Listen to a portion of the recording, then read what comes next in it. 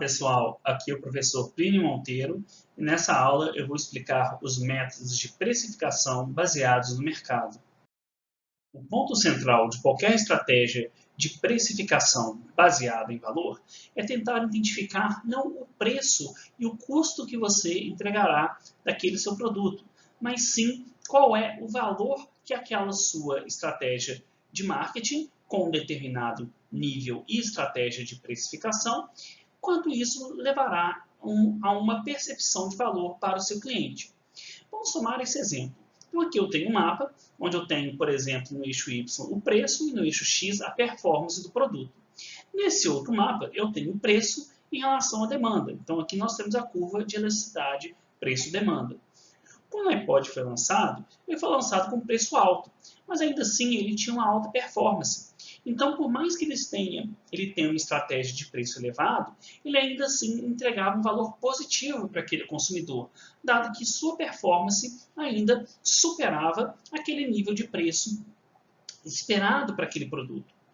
E à medida que o mercado foi evoluindo, novos produtos foram inseridos, mas a empresa sempre buscou entregar para o consumidor, por mais que os preços ainda permanecessem altos, especialmente no início desse ciclo de vida do produto, por mais que o preço fosse alto, a empresa estava entregando muita performance para aqueles clientes. Ou seja, você tinha um produto que lhe oferecia alto valor para aquele cliente.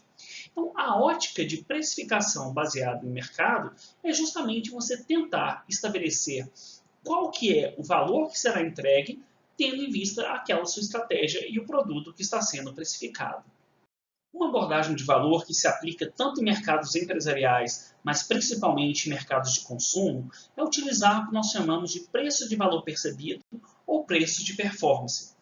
Nesse caso, a ideia é você tentar atrelar um valor financeiro a uma percepção subjetiva de valor daquele seu produto. Em alguns casos, em vez de usar uma percepção subjetiva, você pode usar uma medida mais concreta de performance, por exemplo, por meio de avaliações de especialistas ou notas que indicam, por exemplo, qual que é a performance daquele produto em relação aos demais competidores. Normalmente, quando a gente tem a utilização de medidas de performance, nós vamos falar de preço de performance.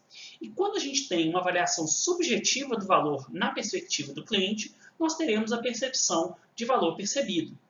A ideia é que a gente utilize índices de vantagem competitiva, né, e de custos de propriedade para a gente tentar equalizar qual que é esse custo-benefício daquela oferta. Como nós podemos fazer isso?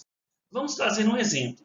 Nesse caso, imagine que nós tenhamos, num determinado setor, 10 câmeras competindo no mercado. E nós temos uma avaliação de performance dessa câmera que varia de 0 a 100, sendo que 0 é a pior performance e 100 é a melhor performance.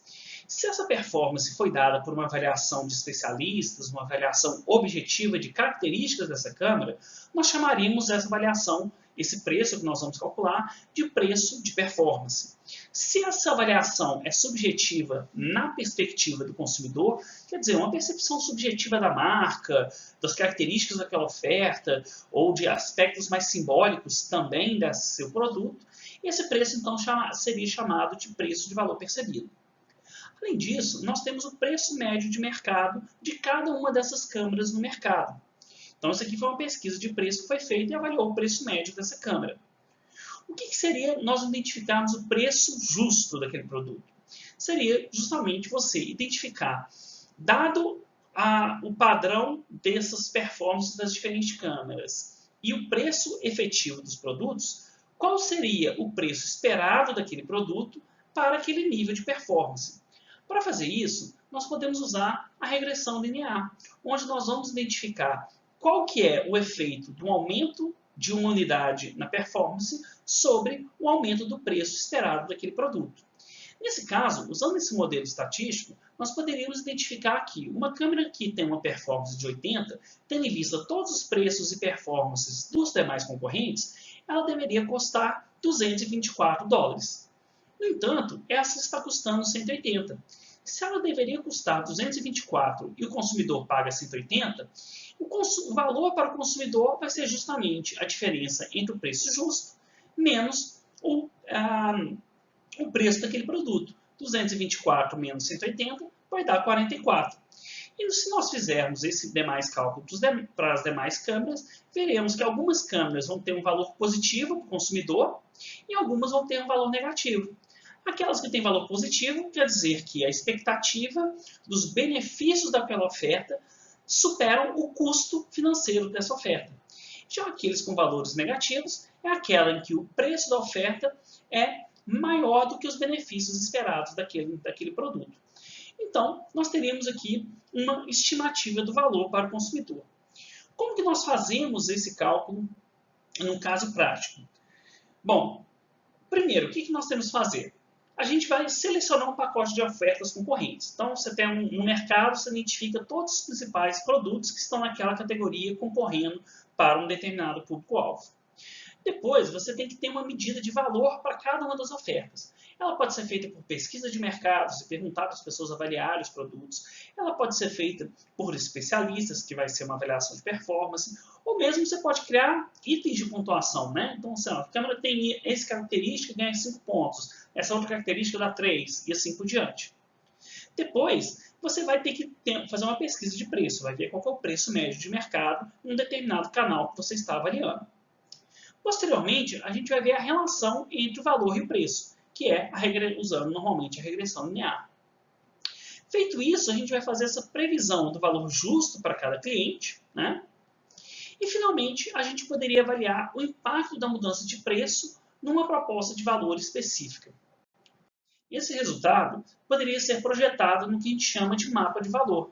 Esse exemplo, feito com as câmeras anteriores, mostra qual que é o mapa de valor para esse mercado. Cada ponto representando uma câmera, e nós temos aqui a linha de regressão, que é a linha de tendência, que mostra a expectativa de preço para um determinado nível de performance. Toda vez que uma câmera estiver acima dessa linha, significa que ela tem um preço do produto acima do esperado, ou seja, ela não oferece um valor negativo para o consumidor. Ela custa mais caro do que seria esperado dada a sua performance. Toda vez que ela estiver abaixo, ela vai ter um valor positivo para aquele consumidor.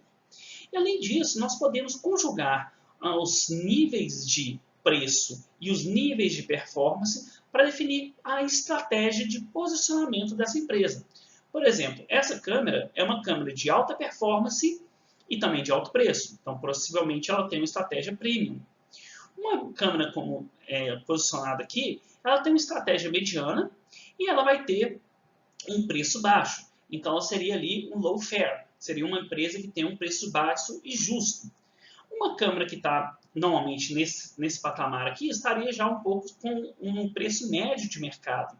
Se tivesse uma câmera aqui, ela estaria com sobrepreço.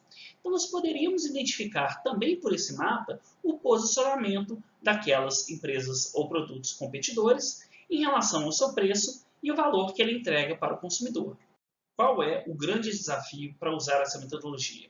É você conseguir essa medida objetiva ou subjetiva dos benefícios da oferta. Como nós podemos fazer isso?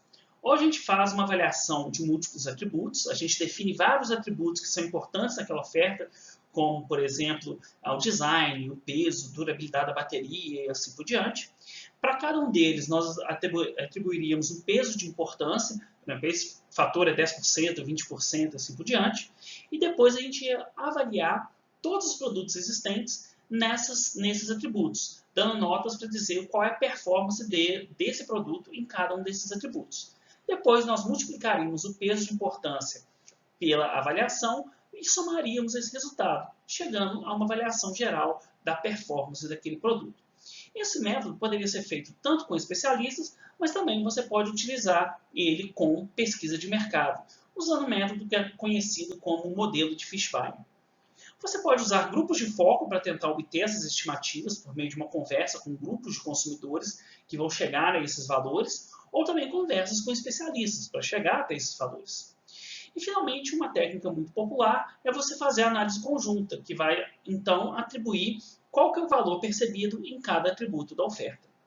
Depois disso, você faz a pesquisa de mercado, estima a relação entre os benefícios e o preço de mercado e usa isso para ver qual que é a expectativa de preço para determinado nível de performance ou configuração do produto que você pretende lançar no mercado.